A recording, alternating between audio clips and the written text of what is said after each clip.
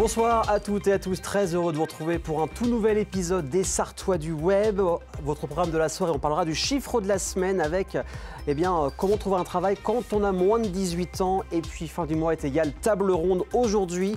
On va parler de la digitalisation, de la culture, de la dématérialisation, pas facile à dire, hein, des produits culturels, passer du physique au digital. On parlera de vinyle, de musique, de films, mais aussi de jeux vidéo avec Vincent, gérant de la boutique de vinyle, Vinyle Le Mans Store, avec Maxime, directeur adjoint du CGR Saint-Saturnin, et avec le créateur de contenu, l'historien de jeux vidéo Conquerax, aux plus de 400 000 abonnés sur YouTube.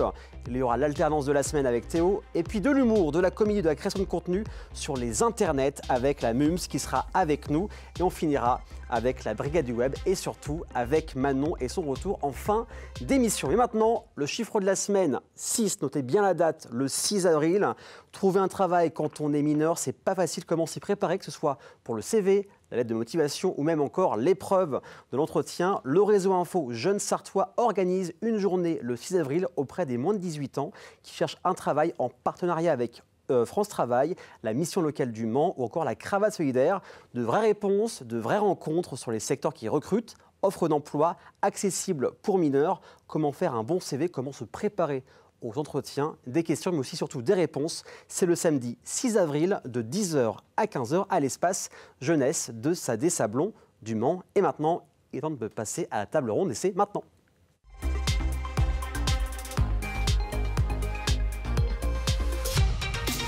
Vous l'avez peut-être remarqué, beaucoup de personnes consomment la culture maintenant de façon digitale. Ça a évolué depuis quelques années, voire depuis beaucoup plus longtemps, que ça touche à la fois la musique, le cinéma, mais également le jeu vidéo. Pourquoi ce changement? On va en parler avec 3 personnes. Je commence avec Vincent. Salut, comment vas-tu? Salut, ça va bien et toi? Ça va super bien, très heureux de t'avoir. C'était venu dans les premières émissions, je me rappelle. Oui, oui.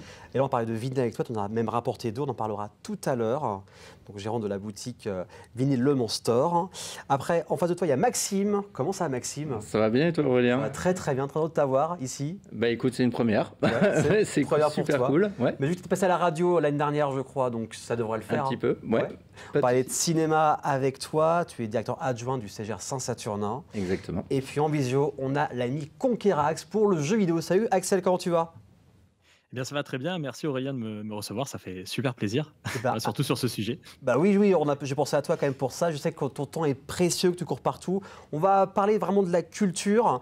Alors déjà, est-ce que vous avez vu des changements? Le cinéma, quand même, il y a eu des changements depuis quelques années avec le confinement. Ouais. Ça va mieux aujourd'hui. Ça a été compliqué de se remettre, j'imagine, du confinement. C'est une période qui était assez compliquée et nouvelle. Maintenant, le cinéma a su quand même rebondir. Oui, c'est clair. Il y a eu beaucoup de films, il y a toujours du contenu, en tout cas en termes de cinéma et de spectateurs. Et surtout, les spectateurs, c'est eux que j'ai envie de remercier parce qu'ils reviennent nous voir. Ils en redemandent et c'est surtout il y a une évolution qui a été faite en termes de filmographie, de scénarisation et maintenant c'est encore plus pointu qu'avant, donc on est très content. C'est plus pointu aussi parce que maintenant il y a beaucoup on en parle du digital, beaucoup de plateformes. Avant il n'y en avait pas autant, ça a aussi multiplié. Les gens sont peut-être aussi plus stricts sur les films aujourd'hui? Oui, absolument. Ils savent ce qu'ils veulent, ils savent ce qu'ils veulent aller voir. Ils sont, en tout cas quand ils viennent au cinéma, ils nous demandent des renseignements par rapport à certains films, certaines productions, quand est-ce qu'il va sortir ce film-là. Et c'est très intéressant de remarquer ça, en tout cas, encore plus qu'avant. Il y a plus de conseils finalement aujourd'hui au cinéma? Oui, aussi. Okay. Mais en fait, c'est le facteur humain qui prime toujours. Pourquoi? Parce qu'avec les réseaux sociaux, ou même toutes ces parties de digitalisation, les gens, ils se renseignent directement sur un téléphone ou via Internet. Ça va vite. Maintenant, le côté humain prime, ce qui a toujours été le cas, mais encore plus maintenant. Voilà, ils veulent vraiment du rapport humain, du conseil et du renseignement. Et je pense que c'est valable dans tout le domaine culturel et musical aussi. J'allais en venir, transition oblige. Après, la musique, c'est différent. Il y avait déjà une digitalisation depuis plus de 20 ans, c'est ça, Vincent? Oui, c'est ça. Ça a démarré fin 90, où tout le monde a commencé à télécharger énormément de choses. Dans un premier temps, c'était illégal, et puis ça s'est organisé de façon à ce que les maisons de disques qui étaient en train de perdre beaucoup d'argent à cause de ce fléau s'organisent pour pouvoir récupérer quand même un petit peu de fonds pour continuer. Et le vinyle, ça a sauvé l'industrie du disque aussi ou pas? Ça s'est passé comment quand le vinyle a vraiment explosé? Alors, ce qui s'est d'abord passé, c'est que le vinyle s'est effondré, avant tout. Oui. D'abord, les disques ont arrêté d'être vendus, puis produits, à la star justement des formats numériques. Et puis ensuite, c'est revenu à partir de 2010. Les gens ont commencé, enfin les industriels ont commencé à reproposer et reproduire des disques de toutes sortes, avec une meilleure qualité, une nouvelle façon de faire, plus de couleurs. Donc ça a permis quand même de récupérer de l'écoute au niveau des disques. Oui, j'imagine. C'est vrai qu'aujourd'hui, c'est beaucoup recherché. Je vois les vinyles. Oui. Beaucoup plus de personnes ont du vinyle. Et on parle aussi de jeux vidéo avec toi, Axel. Alors, c'est vrai que toi, tu fais un combat pour le physique, parce qu'il faut savoir aussi que quand il y a les plateformes aussi dans le jeu vidéo, ceux qui ne connaissent pas, un peu comme Netflix, où vous payez un abonnement par mois, et vous avez des centaines de jeux, mais au final, le jeu ne t'appartient pas vraiment. Toi, tu te bats pour le côté physique. Qu'est-ce qu'on peut dire aux gens par rapport à ça, de garder ce côté physique dans le jeu vidéo? Moi, je trouve que c'est important en fait de laisser le choix au consommateur, le choix de pouvoir consommer le jeu vidéo comme il le souhaite. On pense souvent que je me bats contre le démat uniquement, alors que non, il y a aussi des avantages à ça et je pense qu'on le verra un petit peu plus tard. Mais voilà, l'objectif, moi, c'est surtout de pouvoir qu'on puisse, si on le souhaite, être véritablement propriétaire de son jeu. Alors, bon, il y a toujours des histoires de licence derrière tout ça. On n'est jamais vraiment propriétaire à 100%, mais au moins qu'on puisse avoir l'objet physique entre les mains, ce qui nous permet derrière de pouvoir préserver le marché de l'occasion, notamment. Qui est en train en fait de disparaître, tout simplement. Et bien sûr, les éditeurs se frottent les mains de ne plus avoir cet intermédiaire derrière. Mais donc, il y a toute une économie parallèle qui disparaît. Les magasins de jeux vidéo, par exemple, dans lesquels on aimait tant flâner à l'époque, qui petit à petit se font la malle, tout simplement. On voit même des enseignes comme Micromania aujourd'hui qui sont en grande difficulté au point qu'ils doivent proposer des jeux vidéo en import. On l'a vu depuis hier notamment, ça a été officialisé. Et donc, c'est vrai que moi, ça m'attriste beaucoup de voir tout ça et de nous imposer quelque part cette dématérialisation qui fait que nous, en tant que consommateurs, je pense, on est perdant sur pas mal de points, peut-être gagnant sur d'autres aussi. Mais pour moi, il y a plus de côté un peu négatif à cela. Mais voilà. Après, c'est assez personnel et c'est un peu un combat effectivement que je mène. Et j'ai pas mal de soutien, mine de rien, dans ce combat-là. Donc, ça fait quand même plaisir à voir. Voilà. C'est clair. Et quand il y a des gens qui, je pense, consomment uniquement en jeu vidéo du digital, quelle est ta réponse face aux gens qui ne veulent pas acheter du physique? Franchement, je ne vais pas les blâmer. Chacun, justement, fait son choix, à son choix, évidemment. Voilà. Chacun consomme comme il le souhaite et je peux tout à fait comprendre qu'on n'ait pas forcément envie de se déplacer dans son magasin pour aller acheter son jeu ou quoi que ce soit.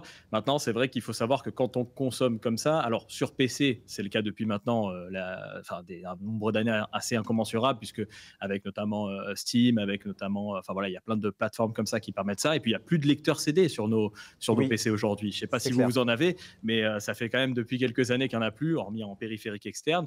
Et donc, sur PC, on est assez habitué à ça. Mais sur console, ça arrive vraiment en force aujourd'hui. J'ai pas vraiment de choses à dire à ces personnes-là parce que voilà, chacun fait ce qu'il souhaite. Évidemment. Mais moi, ce qui me pose problème, c'est quand on nous impose des jeux qui sont quand des maths. Le cas par exemple d'Alan Wake 2, qui était un gros titre. J'allais y venir, qui était très attendu. Voilà. Et qui a quand même marché finalement.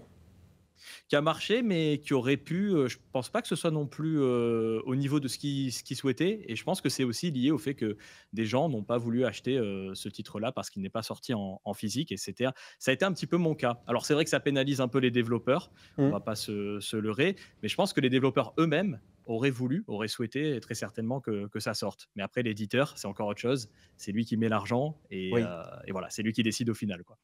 Et est-ce que des fois, je sais qu'il y a aussi des éditions collector de jeux, même j'imagine aussi sur certains vinyles, des grosses éditions collector. Est-ce que ça peut attirer, par exemple pour le vinyle, les consommateurs, ou c'est pas nécessaire? Juste le produit en lui-même suffit? Disons qu'il y a deux choses. Le numérique, c'est à la fois pratique mais précaire. C'est-à-dire qu'il y aura à la fois Deezer et Spotify. Ce sont des gens qui vont passer des contrats avec certains artistes. Et l'artiste peut très bien dire à partir de maintenant, vous jouez plus mes disques. Ça veut dire que alors qu'on avait un abonnement très pratique, où on pouvait écouter, je sais pas, Neil Young par exemple, d'un coup d'un seul, Neil Young a dit non, moi j'arrête le stream ou j'arrête Spotify. Du coup, celui qui n'a pas de disque de Neil Young se retrouve sans rien du tout. Voilà. Donc effectivement, il y a le côté collector, mais il y a aussi le côté juste avoir l'objet. Juste posséder l'objet pour être propriétaire. Comme on en parle en jeu vidéo aussi pour le disque. Pareil, ouais. Et alors, le cinéma, c'est différent. Il y a eu changement de consommation. Les gens choisissent j'apprends plus leurs films aujourd'hui. Oui. On est moins sur la quantité, mais plus sur la qualité du film, l'expérience. On va dire que c'est plus sur l'expérience. Maintenant, moi j'ai envie de dire que les plateformes sont des concurrents, certes, mais maintenant on a appris aussi à vivre avec. Bien sûr. Et il y a une sorte de gymnastique qui est en train d'être instaurée par rapport à certaines plateformes, parce qu'il y en a de plus en plus. Avec, pendant le Covid, on en avait 3 grands principaux qui étaient Netflix, Disney+, qui venaient juste en plus de... Et Prime Video, maintenant, il y a Paramount. Il y a Paramount, il y a Warner qui va arriver, il y a Apple+, il y en a une quantité astronomique. Après, il y a Canal+, qui est fédérateur, qui est aussi le premier financeur du cinéma. Oui, et je tiens vraiment à remercier Canal+, parce que c'est eux qui financent vraiment les productions et les distributions de pas mal de films qui sortent au cinéma. Maintenant, les gens viennent au cinéma parce que c'est aussi le côté culturel, loisir, mais surtout social. Pourquoi social? Parce que les gens viennent en famille, viennent en couple ou même tout seul. Et c'est ce que je disais tout à l'heure, on en parlait avec Vincent, c'est que les gens maintenant, qu'est-ce qu'ils recherchent? Ils recherchent une expérience, certes, cinématographique, technologique, qu'on peut leur proposer en fonction de certaines structures, mais c'est surtout que le même film qu'on va voir au cinéma, on peut mettre 300 personnes devant le même film. À la sortie du film, il y aura 3 ans avis différents. Oui, et c'est ça qui en fait tout le côté fédérateur. Et même beaucoup plus tard. On se souvient tous, peut-être toi aussi Aurélien ou Vincent, quel est le premier film qu'on ait vu au cinéma? C'était avec les parents, c'était avec des copains. Souvent en Disney d'ailleurs. C'est souvent en Disney. Souvent en Disney. Mais voilà, c'est ce côté humain qu'on cherche toujours à allier. Et maintenant aussi, on comprend que les gens sont toujours en demande de qu'est-ce que vous allez faire au cinéma. Il y a peut-être un événement sur certains films. On peut parler sur une équipe de films, sur un événement comme Kung Fu Panda qui est sorti là mercredi ou d'autres choses. Et c'est ce rapport-là entre le côté spectateur qui vont venir au cinéma et ce côté aussi cinématographique avec le distributeur qui nous met à disposition son film, où là, on a une œuvre où on peut faire vraiment des événements spécifiques. Pendant l'événement, vous insérez vraiment le film dans le cinéma, parce que je vois des animations, par exemple, avec Mario, vous avez appelé Bobby Geek, qu'on connaît bien, exactement. Mathias, où il y avait des stands de rétro gaming. Enfin, vous mettez en fait l'esprit du film dans le cinéma, et ça sert peut-être ça aussi les gens. Oui, c'est ça. Et puis il y a aussi ce lien local, c'est-à-dire qu'on va inclure aussi des partenaires, des collaborateurs, ou comme Bobby qui était venu pour Mario, sur lesquels on va faire quand même une animation. Et il y a quand même un lien avec des promotions, avec des acteurs locaux. Oui. Comme là, avec Kung Fu Panda, on va faire une animation demain avec Samouraï 2000, par exemple, ou avec une boutique de thé, de bubble tea. Donc voilà, c'est juste des exemples, mais ça en fait partie intégrante. Et puis après, il y a aussi des équipes de films qui viennent, et du coup, quand il y a des acteurs, réalisateurs qui viennent et qui voient qu'on va faire une petite animation, on va se déguiser tous ensemble. Et là, on connaît Laurent aussi par rapport à ça. On connaît Laurent aussi dans l'écho qui est très fort vis-à-vis de ça. Mais quand on arrive avec toute une équipe, parce que c'est surtout ça qui fait qu'on a une équipe des collaborateurs qui travaillent au cinéma. Tu en faisais aussi partie. Oui, à l'époque, c'est vrai, on travaillait ensemble, c'est vrai, il y a longtemps. Où on se déguisait, voilà. Mais il y a ce côté ludique, mais il y a aussi ce côté où il y a les spectateurs qui nous attendent un petit peu au tournant, mais qui sont joyeux, qui ont envie de ça, qui sont en demande de cela. Ouais. Donc, le cinéma restera le cinéma, évidemment. Et évidemment, on sera toujours là pour accueillir, pour proposer des films et surtout animer. C'est ça, puis aussi des films ramènent beaucoup de gens. On a vu Barbie l'année dernière, Oppenheimer ou même Spider-Man No Way Home il y a quelques années. Quand il y a des films qui sont fédérateurs, ça a réuni les gens, même encore aujourd'hui en 2024. Vous restez avec moi tous les deux? Absolument. Axel aussi, tu restes avec nous, on continue à parler de la digitalisation de la culture, mais ça c'est juste après la pub. Alors restez avec nous, à tout de suite.